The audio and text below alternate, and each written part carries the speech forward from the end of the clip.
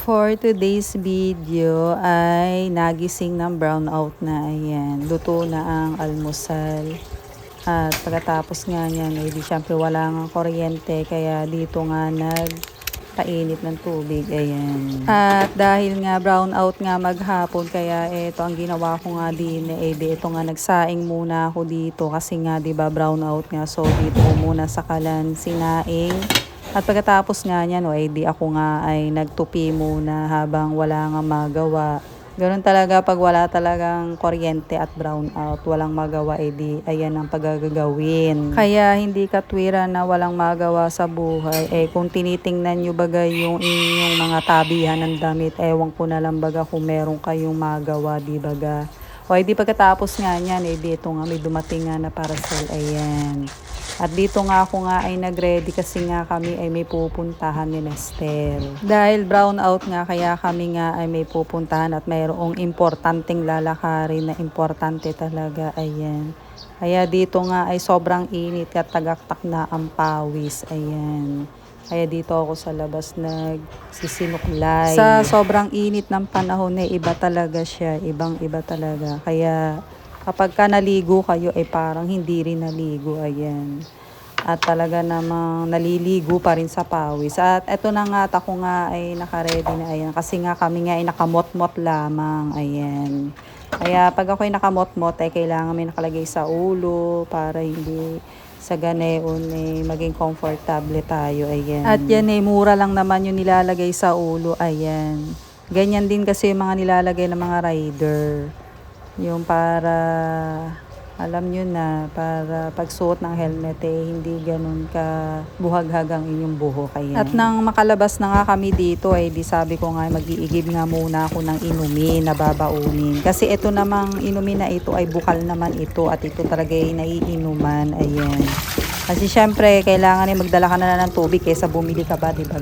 Ano bagang ginagawa ng inyong lagay ng tubig, ayan. O di pagkatapos nga niyan, o di ito na nga nag-andaran na kami, ayan.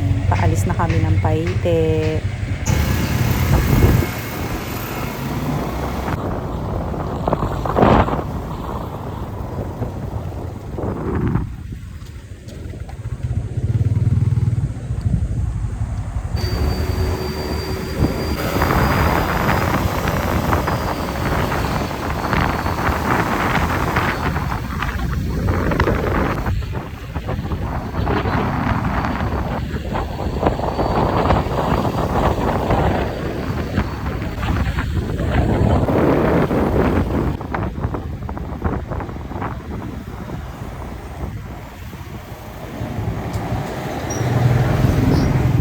At pagkatapos nga ng aming biyahe, o di eto nga nag-lunch nga muna dito, ayan, sa Bubuyog. Ito po ay sa Pagsanghan, Laguna, ayan. At nang matikman nga namin itong strawberry sundae, eh talaga naman masarap naman siya, lasang strawberry. At pagkatapos nga niya, no, ay di kami nga ay dumiretso na nandito, na kung saan ay importanteng lakad lang naman, ayan.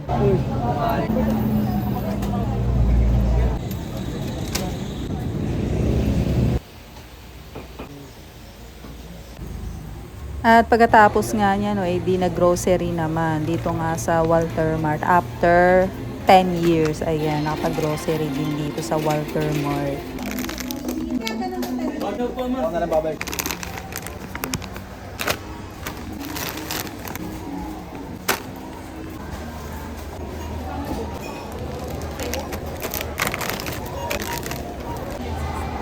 Smart Robinson World.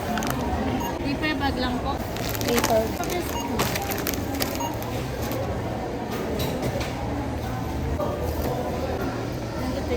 Thank you.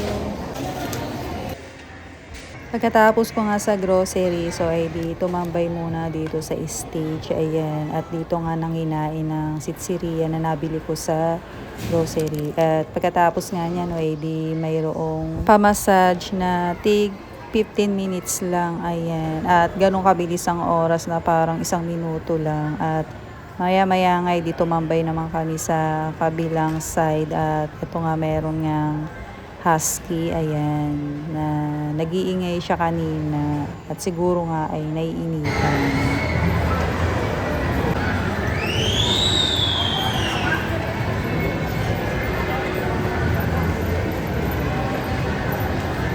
At maya-maya nga, o di nag-shawarma naman, ayan. At pagkatapos nga niyan, o di uwian na, ano pa bagang gagawin? Dito nga ay mag-aalas 6 na para tamang-tama pag-uwi namin ay may kuryente na at ang sabi nga ay 6 to 6, so 6 p.m. daw magkakaroon. At nung makauwi nga kami ay wala pa ring kuryente, ayan.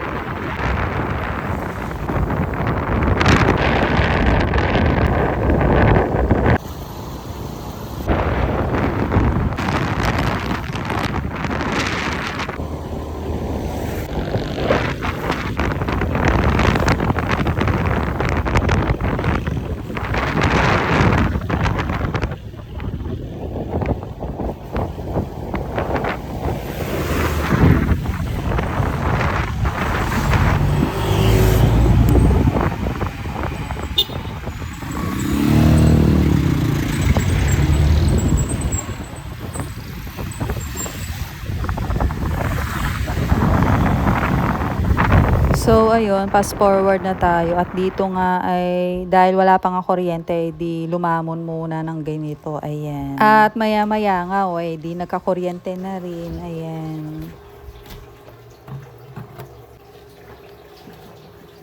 At dahil nga gabi na nga, di ako nga ay antok na din siguro sa init at maghapon ngang nasa labas. So di ako nga ay nagtimpla ng kape dahil ako nga ay mag-e-edit pa nga. At hindi lang yun, at ako nga ay nagtataskingan pa nga din, ayan. At ayun na nga, fast forward na ulit tayo dito at ako nga ay hindi pa rin tapos mag-e-edit. Kaya ito lang naman yung maghapon ni Jai, ayan. Adios.